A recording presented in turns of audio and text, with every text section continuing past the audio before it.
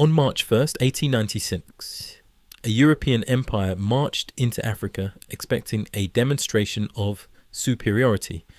By sunset, more than 7,000 Italian soldiers lay dead or dying in the dust of the Ethiopian highlands. Modern rifles were scattered across the field. Artillery crews had abandoned their guns.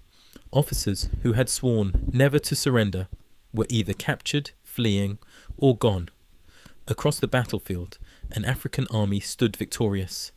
This was not supposed to happen, not in the age of industrial warfare, not against a European power, not in Africa. Italy had come to claim Ethiopia as a colony. What it found instead was the most devastating defeat a European army would suffer on African soil in the 19th century. And in a single day, the future of an entire continent shifted. By the end of this story, it will be clear how Ethiopia crushed Italy's invasion when every military calculation said it should have failed, why Italian commanders made a fatal decision they could not undo, how Emperor Menelik II was misunderstood until it was too late, and how one moment at Adwa nearly turned victory into catastrophe before sealing history in blood and dust. But here is what the colonial records rarely admit. Italy did not simply lose a battle. It lost the myth that Europe could never be beaten. To understand how this happened, uncomfortable questions have to be answered. How did an African army defeat a modern European force equipped with artillery and repeating rifles? Why did Italian generals ignore warning after warning as their situation worsened? How did Ethiopia mobilize one of the largest armies the continent had ever seen without tearing itself apart? What mistake did Italy make before the first shot was fired? And why did this single defeat terrify every colonial power watching from Europe? The answers begin far from the battlefield, in a world that believed Africa was already conquered. By the late 19th century, the continent was being erased from maps and redrawn in European capitals. Borders were sketched by men who had never set foot on the land they claimed.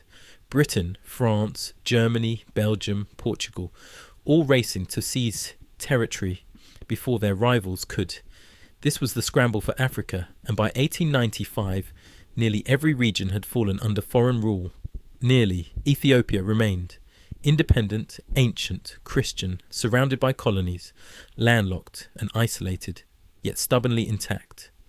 To European observers, its survival was an anomaly, a mistake history would soon correct. Italy arrived late to empire building and desperate for prestige. Other powers already ruled vast territories. Italy wanted proof it belonged among them. Ethiopia was the target. On paper, the outcome looked inevitable. Italy possessed a professional army trained in European doctrine, modern rifles, artillery, officers educated in military academies. Across from them stood what Italian newspapers dismissed as a feudal force, divided by regional loyalties, armed with outdated weapons and superstition. But this was where the illusion began, because Ethiopia was not what Europe imagined. At its centre stood Emperor Menelik II, a ruler many European diplomats described as naive, easily manipulated, and backward. They were catastrophically wrong. Menelik had spent years preparing for a war Europe did not think he was capable of fighting. He played rival powers against each other, purchasing modern weapons from France and Russia while keeping Italy uncertain of his intentions. He stockpiled rifles and ammunition quietly. He strengthened supply lines, and most importantly, he unified an empire that had spent generations fighting itself. Italy saw a fragmented society. Menelik saw a single cause: survival. The crisis began with ink on paper. In 1889, Italy and Ethiopia signed the Treaty of Wuchale. In the Italian version, Ethiopia agreed to become an Italian protectorate. In the Amharic version, Ethiopia retained full sovereignty. The difference was not accidental. When Menelik realized what Italy claimed the treaty meant, he rejected it publicly and decisively. Ethiopia would not submit. Italy responded the way empires always do, with soldiers. But even as Italian forces advanced into the Horn of Africa, they misunderstood what they were facing. They believed Ethiopia would fracture under pressure, that rival nobles would refuse to fight together, that a show of force would be enough to break resistance. Instead, something unprecedented happened. Menelik called upon the great regional leaders of Ethiopia, Ras Makonnen, Ras Alula, Ras Mikael. Men who had once fought each other for dominance now answered the same summons. By early 1896, Ethiopia had assembled an army exceeding 100,000 fighters, farmers, herders, veterans of earlier wars, all moving towards the northern highlands. It was the largest army Africa had ever fielded in the modern era. Italy had fewer than 20,000, yet Italian commanders remained confident, because they believed discipline and technology would compensate for everything else, because they believed their enemy would break. Pressure began to build inside the Italian camp.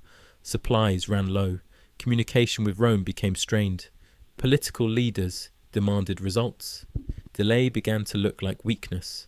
And so Italian generals made a choice that would decide everything.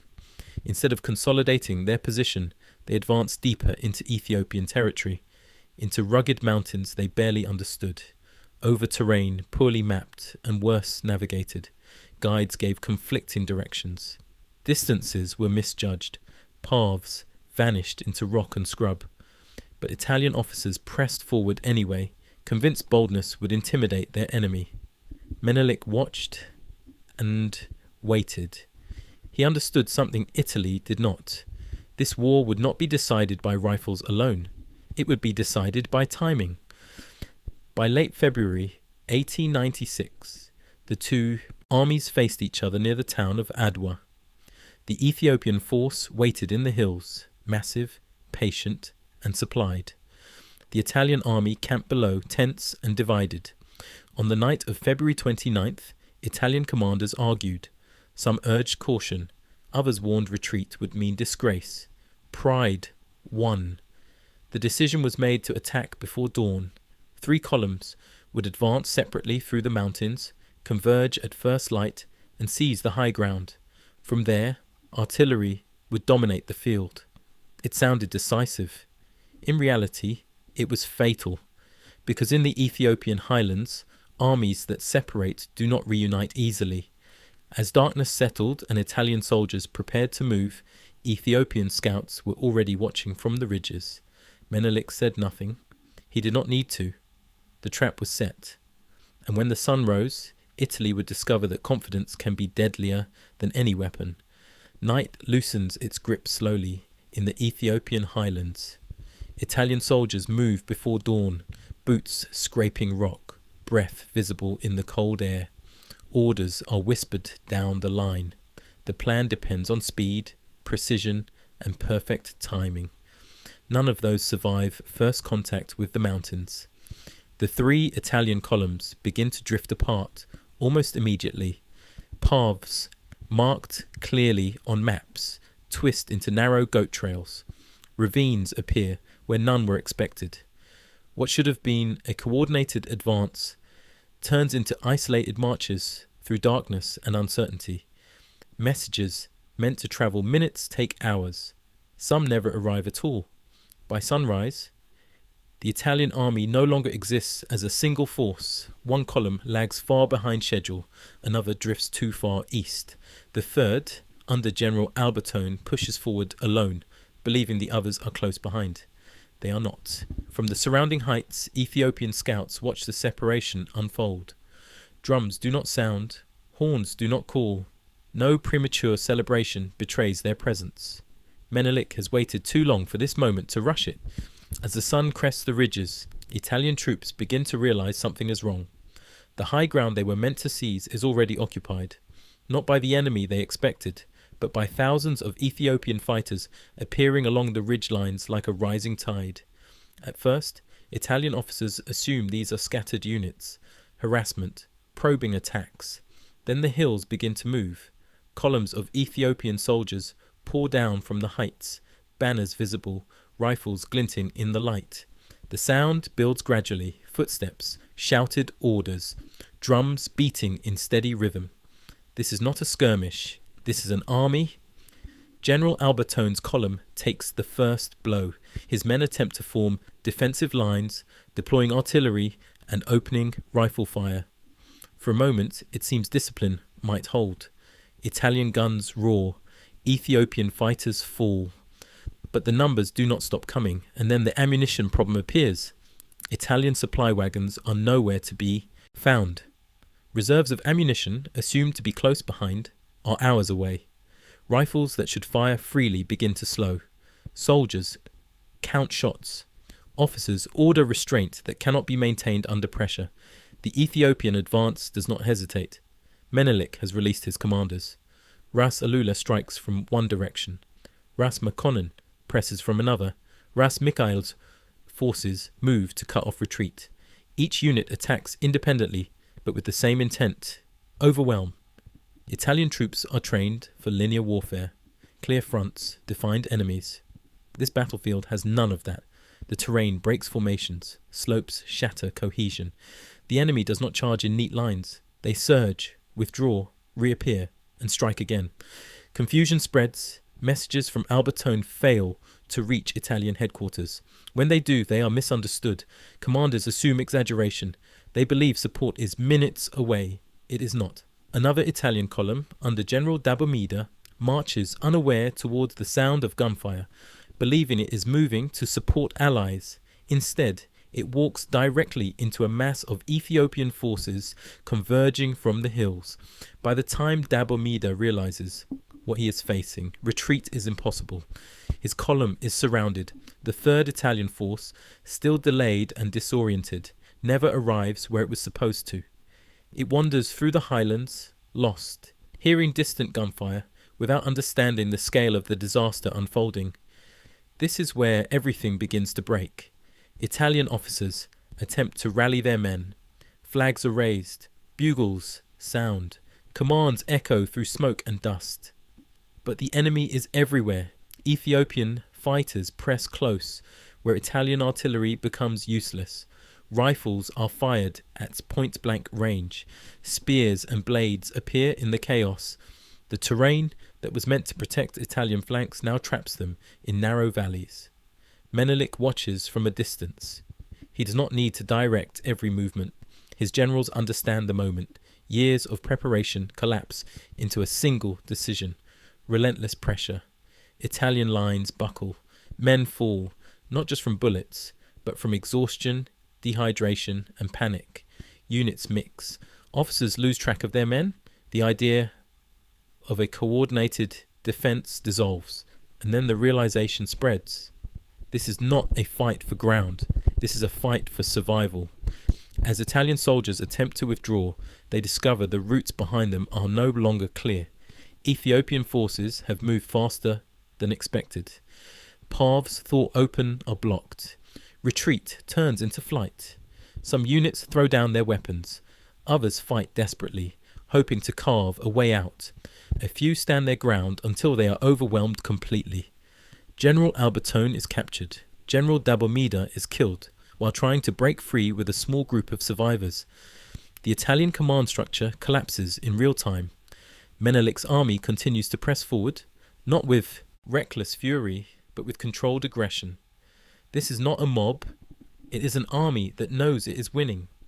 As the morning turns into midday, the battlefield stretches for miles. Smoke rises from multiple directions. The sounds of combat echo across the valleys. Italian resistance weakens with every passing hour. What began as a confident advance has become a catastrophe. And still Italy does not fully grasp what is happening, because no European army expects this. Not here, not from them.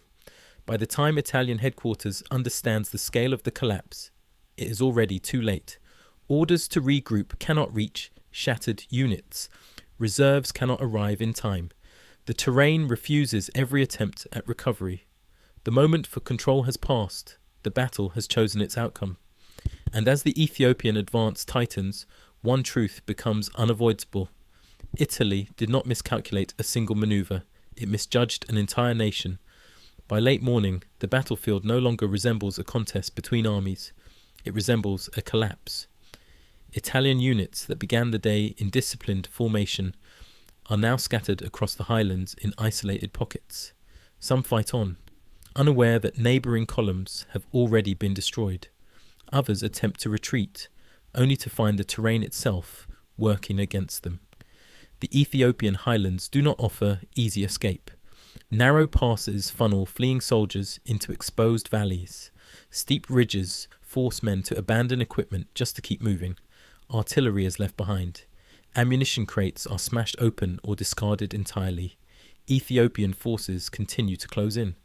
They move with purpose, not chaos. Commands pass quickly along familiar terrain. Runners replace bugles. Drums signal advances and encirclements. Where resistance stiffens, pressure increases. Where it weakens, Ethiopian fighters surge forward. Italian morale begins to fracture. At first, officers try to maintain order. They shout commands, draw lines in the dust, and demand discipline. But the reality is impossible to ignore. Ammunition is nearly gone. Water supplies are exhausted. The enemy is everywhere and nowhere at once. Some Italian soldiers begin firing blindly into the hills. Others stop firing altogether. The soundscape of the battlefield changes. The sharp crack of rifle fire becomes uneven, then sporadic, then replaced by shouting, running, and the dull impact of close combat. This is the moment where belief dies. Men who were told this would be a demonstration of European superiority now understand they are trapped inside something far larger than themselves. There is no clear front, no clear rear, no moment where victory can still be imagined, only survival. Italian units attempt to regroup on elevated positions, hoping terrain might finally give them an advantage. For brief moments, it works. Ethiopian attacks slow, casualties mount on both sides, then fresh Ethiopian forces arrive. Wave after wave appears from directions. Italian commanders thought impossible. Paths believed impassable deliver new fighters. The numbers do not shrink. They grow. Italy's technological advantage becomes irrelevant. Rifles without ammunition are dead weight. Artillery without clear targets is useless. Command without communication is meaningless.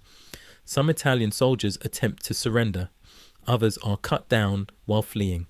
Captured officers are stunned not just by defeat, but by the scale of coordination they see around them.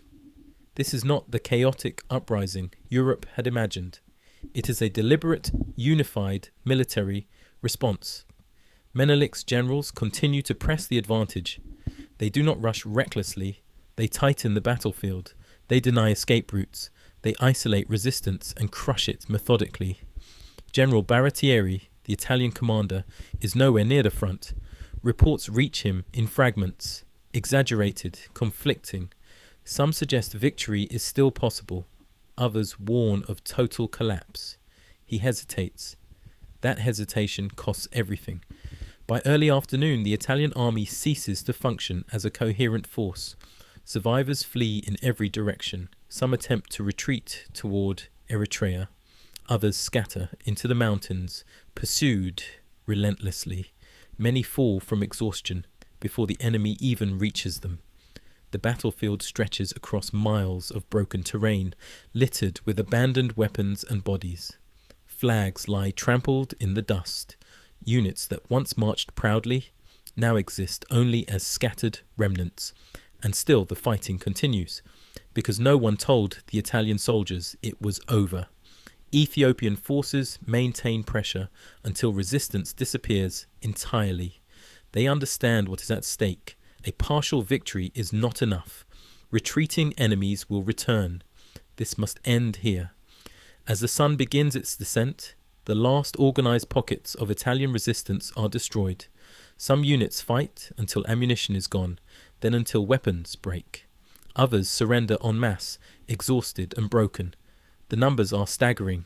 Thousands dead, thousands more wounded or captured. Entire Italian brigades erased in a single day. The cost to Ethiopia is heavy as well, but the outcome is unmistakable. This is not a narrow victory. It is annihilation. News begins to spread beyond the battlefield. Almost immediately, messengers ride hard to carry word to Menelik. Ethiopian fighters raise their banners across the hills. Survivors of the Italian army stumble away, carrying the story with them. And with every mile they retreat, the reality sinks in. Europe has been defeated, not delayed, not inconvenienced, defeated. When Menelik receives confirmation of the outcome, he does not celebrate wildly. He understands the magnitude of what has just occurred. This victory is dangerous because it will echo far beyond Ethiopia. In Europe, disbelief spreads faster than the truth. Initial reports are dismissed as exaggerations.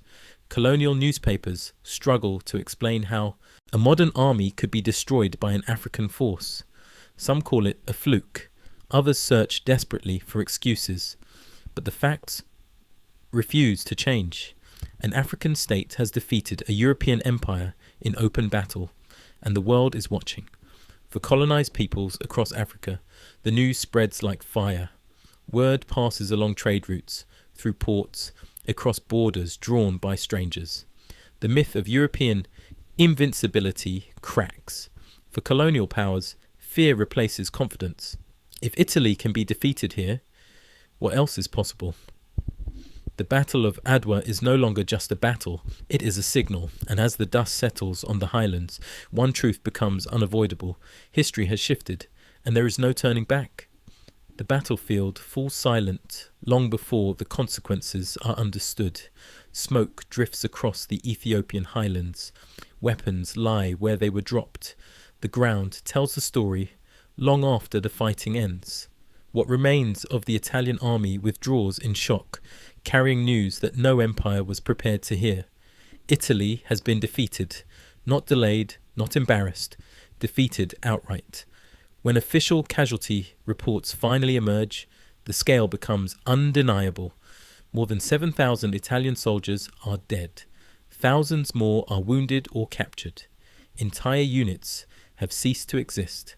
Generals who promised quick victory are gone, killed, captured, or disgraced. In Rome, disbelief turns into panic. The government scrambles to control the narrative, but it cannot. Newspapers across Europe print the same impossible headline in different languages. An African army has destroyed a European force in open battle. The colonial order trembles. For Italy, the defeat is not just military, it is psychological. Protests erupt in the streets. Political careers collapse overnight. The dream of empire curdles into humiliation. Italy is forced to do something no European power expected to do in Africa. It negotiates. Within months, Italy formally recognizes Ethiopia's full independence. No protectorate, no hidden clauses, no ambiguity. Ethiopia stands alone, sovereign and uncolonized. Menelik has achieved what few leaders in history ever do. He has forced an empire to retreat, but the true impact of Adwa reaches far beyond borders and treaties. Across Africa, the news travels faster than any official proclamation. In colonies thousands of miles away, people hear the same story told again and again. Ethiopia fought, Ethiopia won, Europe can be beaten. The psychological shock is immense. For generations, colonial powers relied on more than weapons. They relied on belief, the belief that resistance was futile, that defeat was inevitable, that submission was survival. Adwa shatters that belief. It becomes a symbol, quiet at first, then unstoppable. From West Africa to Southern Africa, from the Caribbean to the Americas, the victory resonates. Intellectuals, activists, and future leaders point to Ethiopia as proof that domination is not destiny. This is why Adwa terrifies empires, because it cannot be undone. European powers respond the only way they know how. They pretend it never happened. Textbooks minimize it. Military academies dismiss it as an anomaly. Colonial propaganda insists it was a fluke, a failure of Italian incompetence rather than African capability. But the truth refuses to disappear, because Ethiopia did not win by luck, it won by preparation. Menelik understood diplomacy, he understood logistics, he understood timing, he unified a divided society under a single objective and waited until the moment was perfect. Italy, meanwhile, believed its own myths. It believed technology guaranteed victory. That discipline could replace understanding. That confidence could substitute for respect. At Adwa, those illusions died, and history recorded the result. For Ethiopia, the victory becomes foundational, not just a military triumph, but a defining moment of national identity. A reminder passed down through generations that independence was not granted. It was defended. Even decades later, when Africa faces new forms of domination, Adwa remains a reference point. Proof that unity can overcome imbalance, that preparation can defeat arrogance, that belief can break empires. The battlefield itself fades back into the highlands. Grass grows where soldiers once fell. Villages reclaim the land. Life continues, but the meaning does not fade. Because on March 1st, 1896, history was forced to rewrite itself. A continent marked for submission produced resistance. An empire expecting obedience found annihilation. And a world convinced of European invincibility was proven wrong in a single day. That is why this battle matters. Not because it was violent, not because it was bloody, but because it showed what happens when power underestimates resolve. Italy marched into Ethiopia believing history was already written. At Adwa, Ethiopia picked up the pen and changed the story forever. Long after the rifles fell silent, the world tried to move on. Empires rewrote textbooks. Politicians buried embarrassment under speeches and excuses. Military analysts searched for technical explanations that would make the outcome feel less threatening. But the truth was already loose, because Adwa was never just about Italy. It was about what happens when power confuses dominance with destiny. Ethiopia did not win because history favoured it. It won because it prepared, unified, and refused to accept the role assigned to it. And that is why this battle still matters. Every time someone claims resistance is pointless, every time an empire assumes obedience is inevitable, every time strength is mistaken for invincibility, Adwa answers. Not with theory, not with ideology, but with proof. On one morning in 1896, the world watched an empire fall to an enemy it never took seriously. And once that illusion shattered, it never fully returned. History remembers Adwa not because it was impossible, but because it was undeniable.